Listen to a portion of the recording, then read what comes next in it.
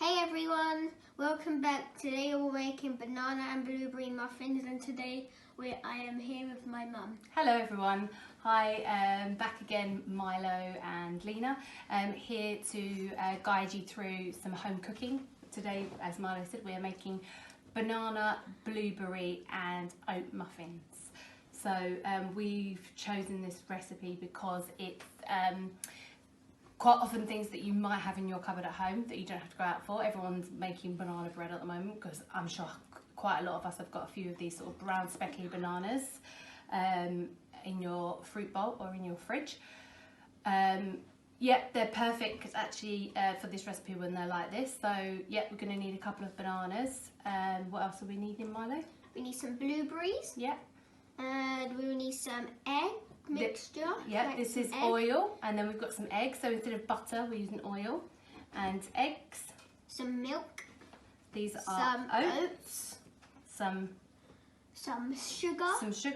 Some self-raising flour, and a bit of bicarbonate of soda.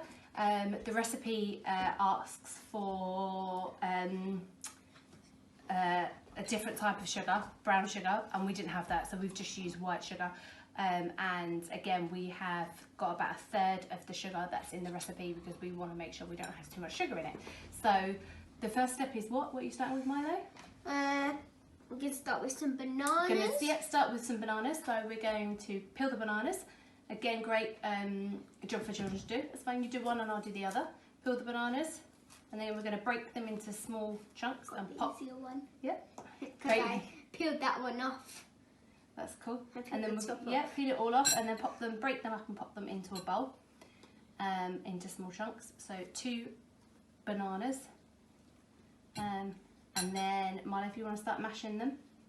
Just gonna put these in a bowl. That's fine. We're gonna pop those in the bowl. Just pop the skins to the side, like that. You want to start mashing them, and we'll be back in a few minutes just to show you once the bananas are all mashed. Now I've mashed up the bananas. My mum's got the dry ingredients and I got the wet ingredients, so I'm going to pour my egg into it. So he's got 2 eggs that he's going to pour into his banana, and we're going to mix those in, Milo. Yep. Well done. You can use, so whilst he's mixing that together, just give it a whisk, that's it. While he's mixing that together, I'm going to show you what I've got in my ingredients for the dry. So I've got some self-raising flour here. All of the recipe and the amounts will be below the video.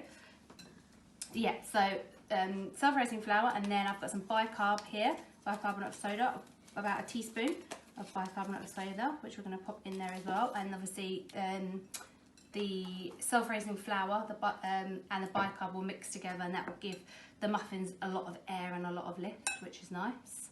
So we're going to do them in 2 separate bowls, the dry and the wet ingredients, and then in with Milo's eggs and banana, we're going to add in some oil. This is oil, so we have used rapeseed oil because that's what we've got, but just use a light oil that doesn't have much flavour, so vegetable oil is fine.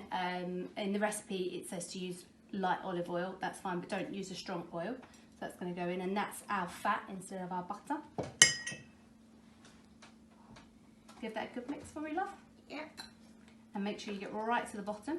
If you might need to change it, and instead of using a little, we've got a spatula there, like that, and pop those bits out of the way. And we're also going to add in our sugar. Ooh. So after a couple of minutes, you should have your egg, your sugar and your banana all mixed together, and we're going to add in our milk a little bit at a time, and Milo's going to keep mixing that in for us. So we're going to put all of the wet ingredients into one bowl, and in a minute I'm going to gently mix in all of our dry ingredients as well. Okay, so a spoon at a time, I'm going to mix in our dry ingredients, and if you do it a spoon at a time, this will stop it from going really lumpy.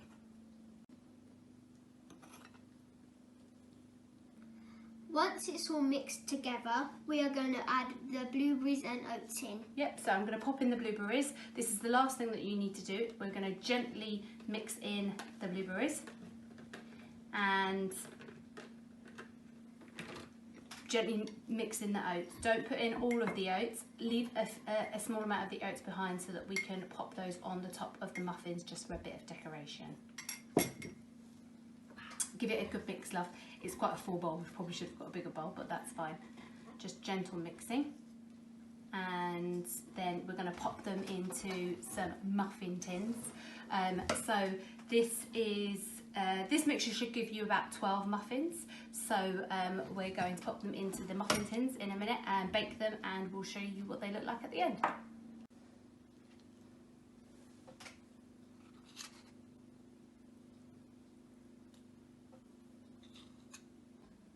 So we've filled up the muffins. We've got 12 muffins from the mixture that we made. Obviously, if you make smaller ones, you'll get more. If you make bigger ones, you'll get less. So just to decorate it at the end, we've got a few oats left over, which we're just going to sprinkle on top, and that makes them look really pretty. So while I was doing that, earlier on in the recipe, we spoke about sugar. We put a tiny bit of sugar in, about a third of what the recipe suggests. That's because this has got fruit in it, so it's got bananas and blueberries, and that should be enough sugar in it for you. Obviously having too much sugar is not good for us because it leads to things like diabetes and obesity. So in a lot of recipes that you can get, you can actually usually halve or kind of a third the amount of sugar that's in there. You don't have to have brown sugar. This one said brown. We just used what I had in the cupboard. And like we said, the bananas and the blueberries should give enough sweetness to your muffins for them to be nice and delicious. So we're going to pop these in the oven for about 18 minutes on 180 degrees, and we'll show you what they're like at the end. So as you can see, the muffins are baked and they're looking absolutely fantastic. Yeah. You can see they've risen up nicely and they've gone lovely and brown. So we're just going to leave them, I mean these have cooled a bit, so we're going to leave them to cool a little bit longer. And whilst we're doing that, Milo, do you want to take one and try one? Whichever one you like.